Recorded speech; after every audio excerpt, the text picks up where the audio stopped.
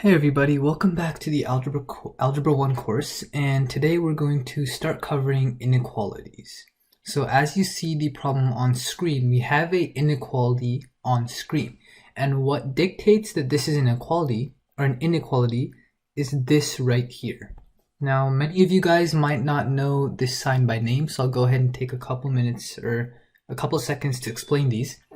So you'd have an equal sign right here that tells you have an equation, right? X equals 1. That gives you an equation. But what if you're covering a range of values? Let's say, you have anywhere between 2 to 10 people in one room at one time. How can you represent that? Well, that's what inequalities are for. They cover a range of values.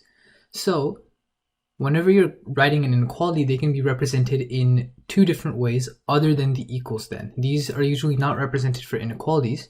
So you have just the less than or greater than signs. So x is greater than 1 is right here, and x is less than 1 right here.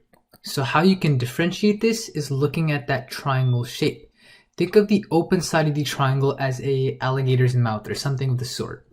Now that alligator's mouth is going to eat the larger number. So if x is greater than 1, your alligator mouth is going to eat that x value. If x is less than 1, that means 1 is that larger number. The alligator mouth is going to eat that 1. So just like that, you have a greater than or equal to. That line right below the sign tells you that it's equal to. And at the same time, you have a less than or equal to. So if you say x is greater than or equal to 1, x can be 1, 2, 3, 4, 5, 6, 7, and any value that's above 1. If it's less than 1, x has to be 1 or 0 or -1 or -2 or -3 and so on. So that's what basic inequalities are. And now we're going to go through one quick problem to solve one. So this is the inequality that we have. So how we're going to solve for x. It's the same equation process, but it's going to be slightly different in just some special cases, and we'll go over those. So obviously we have to isolate our x first, so we can move our negative x to the other side by just adding 5x. And well, we get 4 is greater than or equal to 8x plus 7. Now moving our 7 to the other side, we get -3 is greater than or equal to 8x. So now we divide everything by 8, and we get -3/8 is greater than or equal to x. Or if we want to write it in terms of x, we get x is less than or equal to -3/8.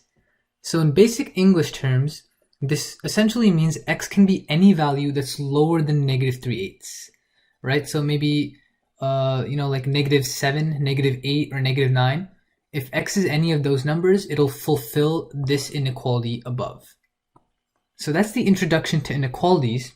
And through this course, we're going to cover solving inequalities with variables on one side, solving inequalities with variables on both sides, and slightly more complex inequalities. So I know this may have been slightly confusing, but in the next video, we're going to go more in depth into solving inequalities with variables on one side.